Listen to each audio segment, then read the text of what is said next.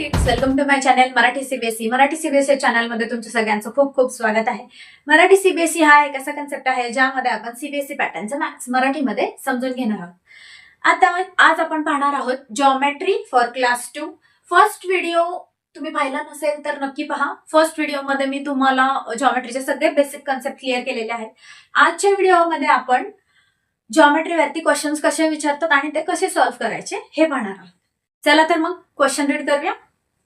बघा, name each of the following. तुम्हाला काही फिगर दिलेले आहेत खाली, त्याच्यावरती तुम्हाला काय करायचं, त्याची नावं लिहायची आहेत. Name each of the following. So मला सांगा काय डॉट आहे. डॉटला काय म्हणतो आपण, पॉइंट. सो पॉइंटला त्यांनी इथे नाव दिलेलं आहे. मग काय लिहायचं आपल्याला, पॉइंट के. समजतं? आता पुढे बघूया. बघा, एक्स वाय काय आहे इथं बघायचं आपल्याला. दोन डॉट आहेत, बरोबर. दोन डॉटला जो काही मध्ये जो पार्ट जोडणारा असतो लाईनचा, त्याला आपण बोलतो लाईन सेगमेंट. सो हा आहे लाईन सेगमेंट. मी इथे लिहिते लाईन सेगमेंट. मी तुम्हाला आधीच्या व्हिडिओमध्ये सांगितलं आहे लाईन सेगमेंट आपण कसं लिहितो. सो एक्स आणि वाय ह्याचं नाव लिहिताना वरती आपण काय करणार आहोत, एक हॉरिझॉन्टल लाईन ड्रॉ करणार आहोत. So line segment x Y. आता पुढे बघा, ज्या लाईनला एरोज असतात ती स्ट्रेट असते आणि एंडलेसली असते, म्हणजे आपण त्याला मेजर नाही करू शकत, ती किती पण पुढे वाढू शकते, तर तिला बोलायचं लाईन. सो लाईन ए आणि बी. Line A B. पण लाईन ए बी लिहिताना त्याच्यावरती काय करायचं, जसं आपण लाईन ड्रॉ करतो तसंच त्याच्यावरती लाईन ड्रॉ करायची. छोटीशी लाईन ड्रॉ करायची आणि त्याला दोन्ही बाजूला एरोज द्यायचे. चला पुढे मला सांगा. आता इथे बघा, ह्याच्यामध्ये काय काय आहे आपल्याला बघावं लागेल. मला डॉट दिसत आहेत 3, बरोबर, म्हणजे माझ्याकडे पॉइंट्स आहेत. सो पॉइंट्स आपण लिहून घेऊ आधी. पॉइंट्स पी क्यू आणि आर. पी क्यू आणि आर पॉइंट्स लिहून झाले माझ्याकडे. आता माझ्याकडे दोन डॉटला जोडणारा इथे एक पार्ट आहे आणि इथे एक पार्ट आहे, म्हणजे माझ्याकडे दोन लाईन सेगमेंट आहेत.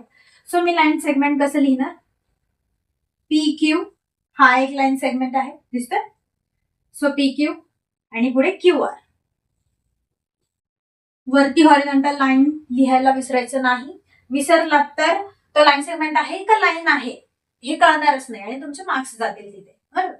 सो आता इथे बघा एरोज आहेत, पण या बाजूला एक डॉट आहे, पॉइंट आहे. सो ही लाईन नाही होऊ शकत. लाईन काय असते, आपल्याला त्याच्या दोन्ही बाजूला एरोज हव्या. तर इथे लाईन नाही लिहू शकत आपण. आता इथे बघा, 5th नंबर पॉइंट आहे आणि त्याला नाव दिलेले. So point S. पुढे बघूया, दोन लाईन्स आहेत. लाईन्स कशा लिहिणार आपण, बघा, एम एन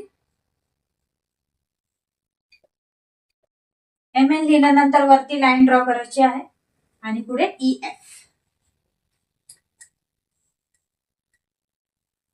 समजलं? आता पुढे आपण आणखीन क्वेश्चन्स पाहणार आहोत. जितके जास्त क्वेश्चन्स आपण सॉल्व्ह करू तितके जास्त तुमची प्रॅक्टिस होईल. बघा, नेक्स्ट नंबरचा प्रॉब्लेम 7 नंबर. इथे तुम्हाला राईट अँगल ट्रायंगल दिलेला आहे. त्याच्यावरती तुम्हाला काय करायचं आहे, आता पॉइंट्स, लाईन सेगमेंट्स आणि लाईन शोधायची आहे. तोच क्वेश्चन आहे, name each of the following, तोच कंटिन्यू करतोय आपण. फक्त मी जे काही लिहायचं ते लिहून घेतले इथे. जसं आपल्याला पॉइंट्स लिहायचे आहेत, लाईन सेगमेंट्स लिहायचे आहेत, लाईन लिहायची. सो जो रायटिंग पार्ट आहे तो मी लिहून घेतला. बघा, आता आपल्याला पॉइंट शोधायचे. डॉट्स जिथे आहेत तिथे चेक करायचं.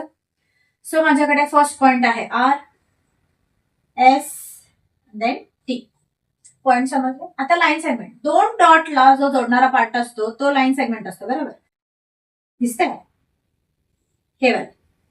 सो मी इथून स्टार्ट करते. आधी लिहिते आर एस. लाईन सेगमेंट लिहिताना आपण हॉरिझॉन्टल लाईन देतो वरती, पुढे एस टी आणि त्याच्या पुढे टी आर. लिहिताना आपण आर टी असंही लिहू शकलो असतं, पण मी सिक्वेन्स का फॉलो करते असं तर मुलांच्या लक्षात यावं म्हणून आधी असं गेलो आपण, मग असं आणि मग असं. असं परत उलट लिहायला गेलं तर ते कन्फ्युज होतात आणि मग एक्झाम मध्ये चुकीचं लिहितात आणि मग लाईन सेगमेंट त्यांनी लिहून सुद्धा त्यांना मार्क्स नाही मिळत. सो जसं सांगितलं तसं सिक्वेन्स वाईजच लिहायचं. आता बघा, इथे लाईन एरो कुठे दिसत आहेत का, नाही. सो इथे लाईन नाही लिहिता येणार आपल्याला. आता पुढे बघूया, दोन लाईन्सच आहेत. बरोबर. आता त्याच्यामध्ये पॉइंट्स बघा, जिथे जिथे डॉट आहेत ते सगळे पॉइंट्स आहेत जो जोडलेला आहे. सो पॉइंट्स बघा, A B C D, A B C D आणि सेंटर पॉइंट ओ. समजले पॉइंट्स. आता line segment. Line segment 2 dot जोडलेले पाहिजे, बरोबर. सो माझ्याकडे इथे एक लाईन सेगमेंट आहे आणि इथे एक लाईन सेगमेंट आहे बघा. सो ह्या लाईन मध्ये माझ्याकडे 2 लाईन सेगमेंट्स आहेत. मग तसंच या लाईनचं पण आहे. सो लिहिताना आपण लिहूया ए ओ हॉरिझॉन्टल लाईन आणि पुढे ओ सी लिहून घेऊया सलगच. आता पुढे ही लाईन बघायची आपल्याला, B O O D, B O ओ डी. हे झाले लाईन सेगमेंट. आता लाईन. आता लाईन आपल्याकडे कोणते आहेत, जे एरोज आहेत बघायचे. कन्फ्युज व्हायचं नाही, जरी मध्ये सेंटर पॉइंट असला तरी कन्फ्युज व्हायचं नाही. जे 2 एरो दिसत आहेत, 2 एरो, ती एक मोठी लाईन आहे. मग बी आणि डी, आणि ही जी लाईन आहे ती ए आणि सी. समजते.